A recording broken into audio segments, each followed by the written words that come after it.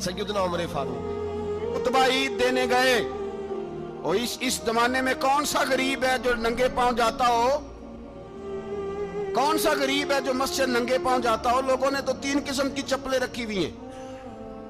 एक मस्जिद जाने की अलहदा है, घर पहनने की अलहदा है, शादी ब्याह पे जाने की चप्पल अलहदा है। हजरत उमर फारूक रदी अल्लाह ताला अन्हु निकले ईद का खुतबा देने के लिए, तो बीवी से कहने लगे जूता। उसने कहा साहब इतनी दफा टूटा है अब गांठा नहीं जा सकता, इतनी दफा टूटा है कि अब दोबारा पेमंद नहीं लग सकते। तो हजरत उमर कहने लगे चल कोई अर्ज नहीं है, बगैर जूते के नंगे पैर ही चलते हैं, कोई अर्ज नहीं। तो कहने लगे लोग क्या कहेंगे? फरमाया चुप कर। लोग, जिस दिन उमर ने ये देख लिया ना लोग उसके बारे में क्या कहते हैं, उस दिन उमर उमर नहीं रहेगा। तो कहा फिर आपका नजरिया क्या है? फरमाया मेरा नजरिया ये है कि रब रसूल मेरे बारे में क्या कहते हैं। लोगों का क्या है? लोग कल किसी के बारे में कुछ कहते हैं और परसों कुछ कहते हैं। मेरा नजरिया ये है कि रब रसूल मेरे बारे में नंगे पैर उमर जा रहे हैं। कौन जी? मैं बड़ा माड़ा। अच्छा जनाब, क्या क्या गुर्बत है? 10 किस्म के जोड़े लटके हुए हैं कमरे में, और पहनने की फुर्सत नहीं। सवेरे क्या पहनना है, शाम क्या पहनना है, 15-15 सूट इकट्ठे इस्त्री होके लॉन्ड्री वाला भेज रहा है, और तू गरीब है। तू बहुत बड़ा गरीब है, इसलिए कि गुर्बत पैसों की वजह से नहीं होती, गुर्बत तो दिल की होती है। तू वाकई बड़ा गरीब है, और तू गरीब ही रहेगा। अमीर तो उमर फारूक थे, उमर फारूक थे जो नंगे पांव चले गए ईद की नमाज पढ़ाने। तो रस्ते में जो मिला कहने लगा उमर जूता तो पहन लो। फरमाया तुम्हें उमर का जूता ना पहनने का नक्श तो नजर आया है, कोई अर्ज नहीं। अगर उमर को कभी बताना हुआ तो वो वाला नुक्स बताना जो उमर की सीरत में पैदा हो, किरदार में पैदा हो, वो वाला नुक्स बताना। ये छोड़ो, जूते आते जाते रहते। नंगे पांव गए, पांव धोए, नमाज पढ़ाई, लौट आए। ओ भाई, यहाँ तो हमारा बनाव सिंगार उतरना, जितनी तवज्जो कपड़ों की तरफ है इतनी तवज्जो कभी हमारी इल्म की तरफ होती ना, जितना ज़ौक शौक हमारा बनाव सिंगार की जानिब है, इतना बनाव सिंगार कभी हमारा इखलाकियात की जानिब होता तो मामलात बड़ी हद तक संवरे हुए होते। हजरत सैयदना फारूक आज़म रदी अल्लाह ताला अपनी जिंदगी को तरतीब दिया। एक दिन भी खिलाफत नहीं मांगी अल्लाह से। हजरत औफ बिन मालिक अशजई एक सहाबी हैं। हजरत औफ बिन मालिक रदी अल्लाह ताला अन्हु फरमाते हैं कि जनाब अबू बकर सिद्दीक का जमाना था, तो मैंने ख्वाब देखा। मैंने ख्वाब में जनाब उमर को देखा, और मैंने देखा कि कोई कहने वाला कह रहा है कि उमर वो है कि अल्लाह के रास्ते में कोई इसे जितना मर्जी बुरा भला कहे ये परवाह नहीं करता। किसके रास्ते में? बोले सारे।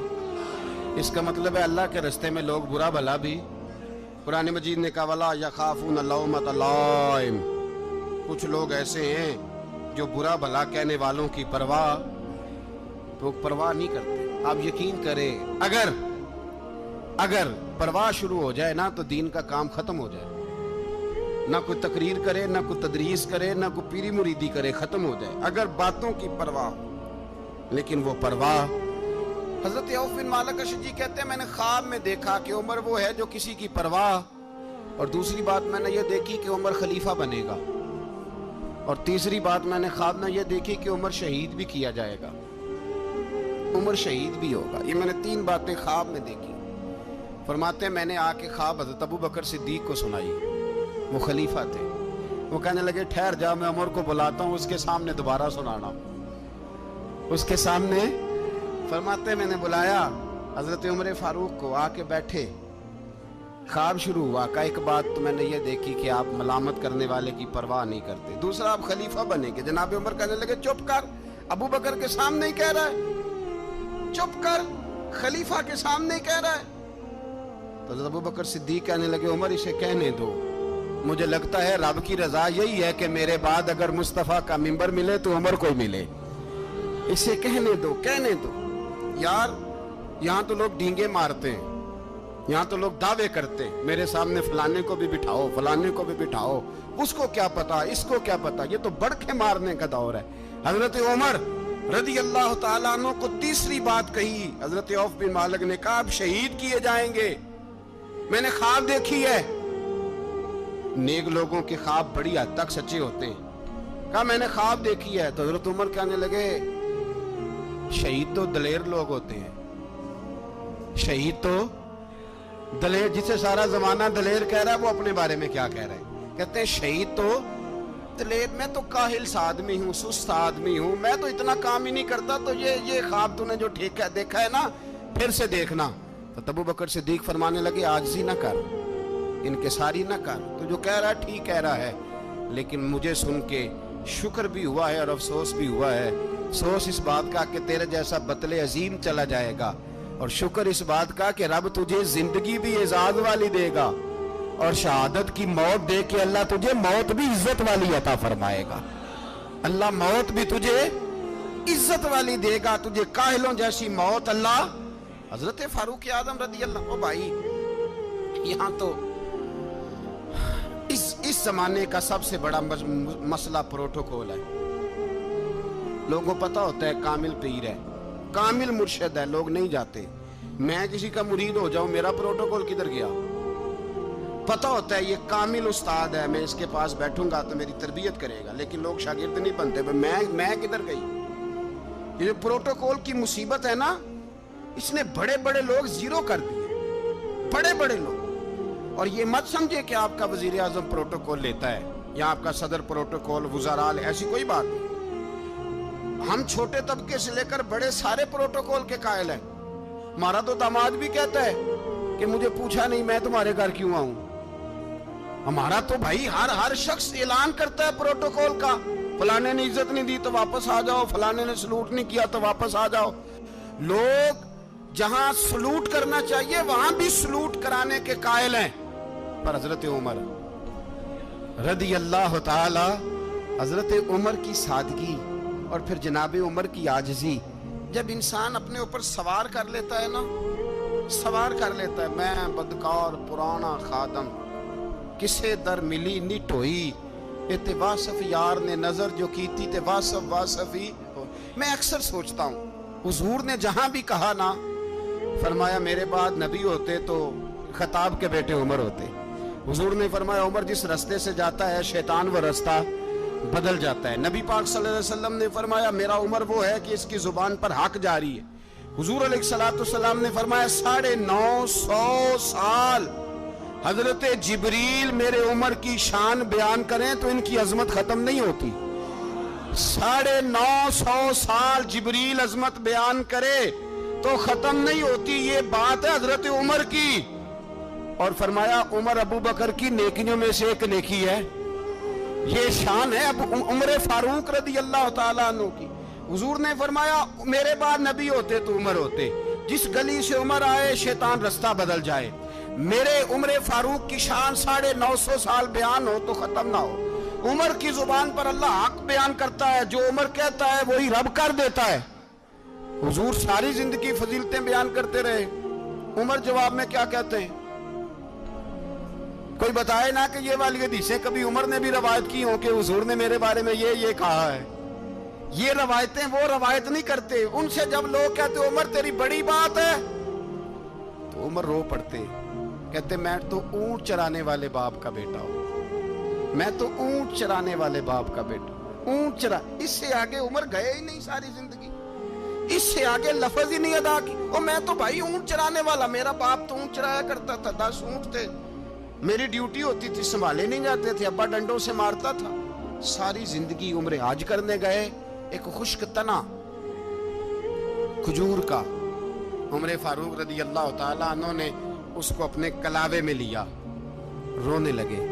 لوگوں نے کہا عمر کیا ہوا؟ فرمانے لگے یہاں میں اونٹ چرایا کرتا تھا, یہاں میں اونٹ چراتا تھا, 10 اونٹ سنبھالے نہیں جاتے تھے. دیکھو رسول اللہ کی شان, آج ساری امت چلانے کا طریقہ عطا فرما دیا ہے.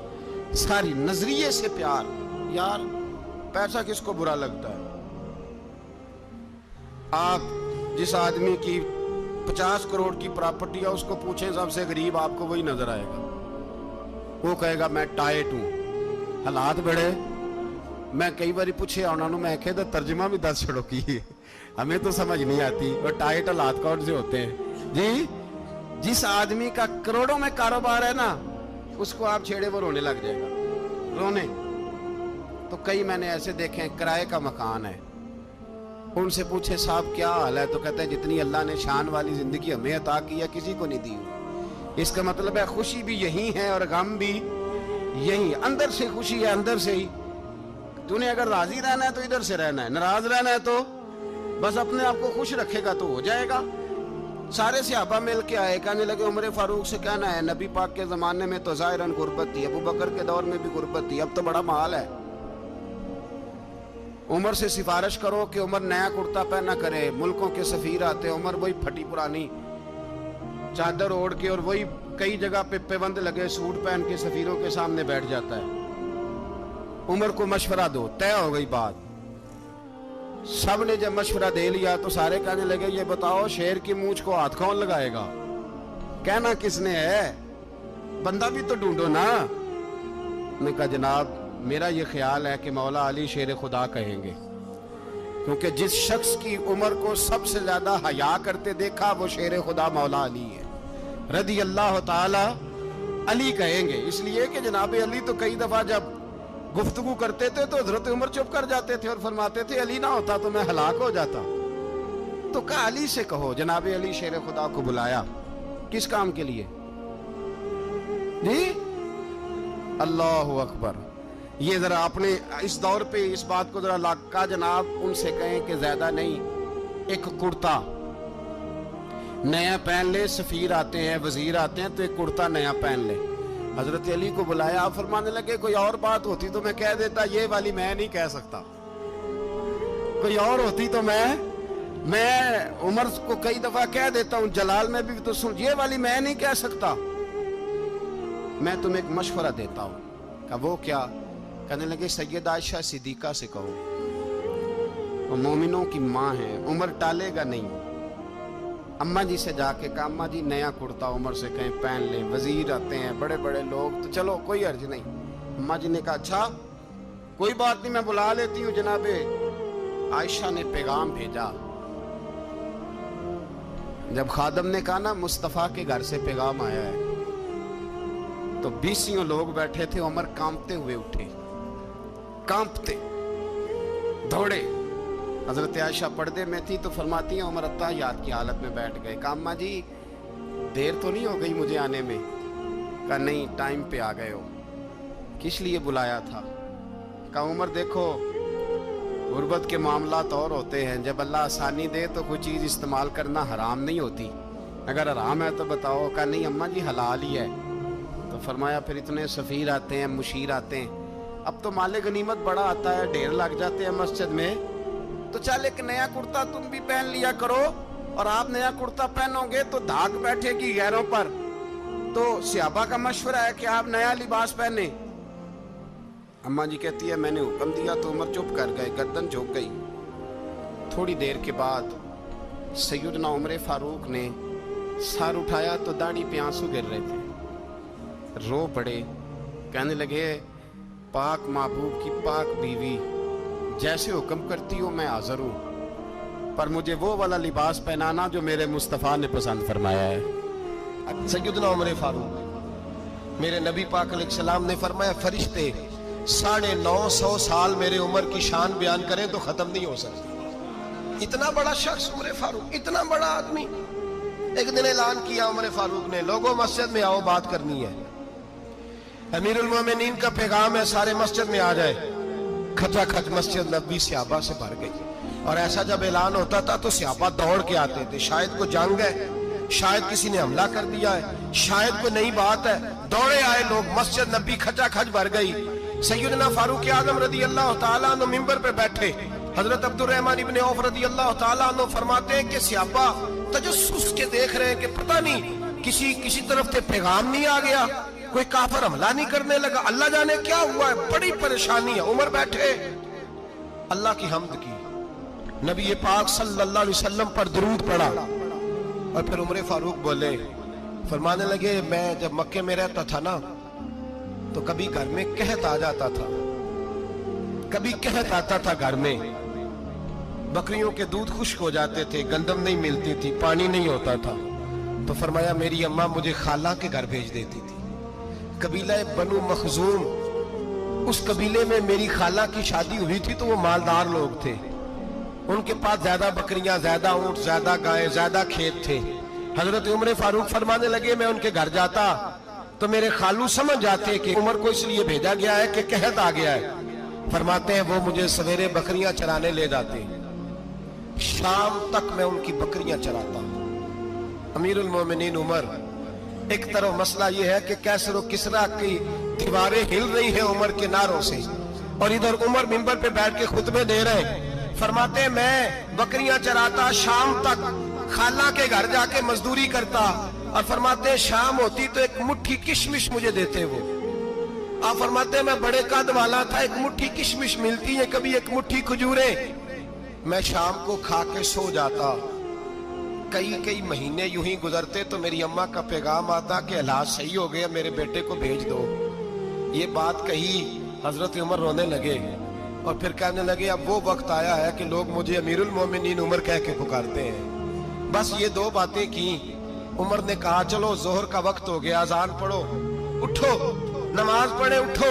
अजान हुई, इकामत हुई, जनाब उमर ने नमाज पढ़ाई, लोग चले गए तो सैयदना अब्दुल रहमान इब्ने औफ दयराना था जनाब उमर से, बाजू पकड़ के कहने लगे उमर सियाना बंदा यार तू ये दो बातें सुनाने के लिए इतना मजमा इकट्ठा किया था, ये दो बातें कहने के लिए कि मैं खाला के घर जाके मजदूरी करता था तो एक मुट्ठी किशमिश मिलती थी, एक मुट्ठी खजूरें, ये कहने के लिए कि मैं बकरियां चराया करता था। तो हजरत उमर फारूक रदी अल्लाह ताला अन्हु फिर रोए, फिर आंखों में आंसू आए। कहने लगे अब्दुल रहमान आज ना मिस्र शाम से कुछ लोग आए थे और वो बता रहे थे कि उमर तेरा डंका वहां भी बड़ा बजता है। वो मुझे कह रहे थे तेरे नाम के वहां भी बड़े दबदबे हैं, बड़े तस्करे हैं। तो मेरा नफ्स मुझे कह रहा था उमर देखा तू यहाँ बैठा है और वहां तेरे नाम का शोर हो रहा है, मुझे इसने बड़ा किया है। तो मैंने आज मुस्तफा के सारे गुलाम इकट्ठे करके अपनी औकात बता दी है। मैंने अपनी औकात बताई है कि मैं कुछ नहीं, कोई शय नहीं, कोई चीज ही नहीं, असी किसी से कुछ नहीं जे लगदे, ना कोई साडा दर्दी। मैंने बताया है कि मैं तो किसी के बकरियां चरा के एक मुट्ठी किशमिश लेके गुजारा किया करता था। गुजारा मुझे मेरे कुछ साथी ना ले गए गुजरांवाला सर्दियों के मौसम में, मुझे कहने लगे स्वेटर पसंद कर ले अपनी मर्जी का। तो मैंने कहा यार मुझे तो वही मजा आता है जो मेरी अम्मा क्रोशिये से बनाया करती थी, वही वो पहले अब्बा पहनते थे, फिर वही स्वेटर बड़ा भाई पहनता था, फिर हमारे खाते में आ गया। और फिर उसकी तारीफें होती थी गुर्बत छुपाने के लिए, उसकी तारीफें होती थी बड़ी मेहनत से बना है जी, क्या बात है, बड़ा गर्म है, तो अब छोटे भाई को दे दिया जाए। हमने कहा वही जमाना देखा है, वही रंग देखा हुआ है और उस पर फख्र है। अब तो लोग जब कुछ हो जाता है ना, दो चार लोग जानने लगते हैं तो लोग फटाफट दावा कर देते हैं खानदानी रईस आज़म हूँ, बड़ी बात है। ऐसी कोई बात नहीं, जिसको अपना आप याद रहता है उसे खुदा भी याद रहता है, जिसे अपना आप याद रहता है उसे रसूलुल्लाह भी याद रहते हैं, जिसे अपना आप याद रहता है उसकी नजर में दूसरे लोग भी कुछ होते हैं। मैं उम्रे के लिए हज के लिए जाता रहता हूँ, रब मुझे अपने फजल से बुला लेता है। तो मैं एयरपोर्ट से नीचे उतरा तो एक साहब मेरे जानने वाले थे, दौड़ के आए और मुझे कहने लगे क्या बात है, सुना है इस दफा आप सऊदी एयरलाइन से आए, सीधा मदीना शरीफ आए, क्या बात है आपकी। और मैंने कहा साहब छोड़ दें, मैं भी जब पहली दफा आया था तो मैं भी बड़ा घूर के एयरपोर्ट देखता था, मैंने कभी देखा जो नहीं था, मैं बड़ा घूर के देखता था, कोई ऐसी बात नहीं है, ये निजाम कुदरत है, बादशाह के फैसले हैं, वो जब चाहता है जिस तरह के चाहता है फैसले फरमा लेता है। तो ये उसके फैसलों की बात है। हम लोग ना जिस हैसियत पे होते हैं वहीं रह जाते हैं, पिछली बात भूल जाते हैं। इसलिए हम चाहते हैं जो भी हमें मिले झुक के मिले, जो भी आए, और ये मेरा आपका सबका मुश्तरका मामला है। मेरे नबी पाक सल्लल्लाहु ताला अलैहि वसल्लम ने सहाबा से पूछा तुम्हें बताऊं जन्नत के बादशाह कौन होंगे? जन्नत के आम लोग नहीं, जन्नत के, बोलिएगा जरा, जन्नत के अल्लाह बादशाह। जन्नत में तो जाना बड़ी बात है, हुजूर जन्नत का भी बादशाह। इब्ने माजा में लफ्ज है, तुम्हें पता है जन्नत के बादशाह कौन होंगे? तो मेरे मुस्तफा करीम सल्लल्लाहु ताला अलैहि वसल्लम के गुलामों ने कहा हुजूर हमें नहीं पता। तो हुजूर ने फरमाया जन्नत के बादशाह वो लोग होंगे जिन्हें दुनिया में कोई भी नहीं जानता था, जिनके कपड़े सादे होते थे, जो गरीब लोग होते, جو سفارش کرتے تھے تو ان کی قبول کوئی نہیں کرتا تھا، جو کسی کے ساتھ جاتے تھے تو ان کو مانتا کوئی نہیں تھا. وہ جنت کے بادشاہ ہوں گے، بادشاہ. اور فرمایا قیامت کے دن جب لوگ انہیں دیکھیں گے تو ان پر فخر کریں گے، رشک کریں گے، کہیں گے کیا بات ہے تمہاری. یہاں تو شوق ہی بڑا ہے. غریبوں نے بھی پوسٹر بنائے ہوئے ہیں، ڈاکوؤں، لٹیروں، چوروں کی تصویروں کے ساتھ لگوائے ہوئے اپنے آپ کو بڑا کرنے کے لیے. عاجزی اختیار کریں، عاجزی اختیار کریں، اپنے آپ کو مٹانے کی کوشش کریں. رب کریم کے بندے آگے بڑھ کے اپنا آپ دکھاتے نہیں. بڑا شوق ہے، پہلے فوٹو کھچا لو، باقی باتیں بعد میں ہوگی. پہلے ویڈیو بنا لو، باقی کچھ اور بعد میں ہوگا. پہلے اب تو پرسوں ترسوں مجھے ایک مولانا کہنے لگے کہ آپ سے میں نے، وہ یہاں جمعہ پڑھنے آتے ہیں کبھی کبھی، میرے دوست ہیں، کہتے ہیں آپ سے میں نے سنا تھا کہ اگر کوئی نبی پاک کا فرمان ہے، اگر کوئی نذرانہ دے تو اس کو لے لو، اگر کوئی تحفہ دے تو اس کو، حضور نے فرمایا لے لو اگر تمہیں کو دیتا ہے، اپنی مرضی سے، مانگنا منع ہے. خود دے دے تو لے لو، ورنہ ایک وقت آئے گا تم مانگو گے تمہیں ملے گا نہیں. جب کو دے دے تو لے لو. کہنے لگے آپ نے کہا تھا کو دے دے، تو اس وقت سے میں کوئی سوٹ دیتا ہے مجھے میری مسجد کا نمازی تو میں لے لیتا ہوں، کوئی مجھے کوئی اور شے دیتا ہے تو میں آپ سے سن کے. تو اگر میری مسجد کا نمازی سوٹ پکڑاتے ساتھ فوٹو بھی کھینچے تو پھر میرے لیے کیا حکم ہے؟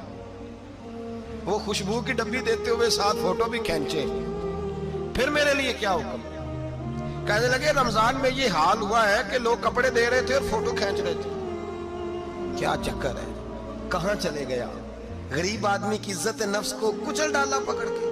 ایک جوڑا سال کے بعد امام کو دیا، اس کی بھی تصویر کھینچ کے فیس بک پہ دے ڈالی. یہ ہماری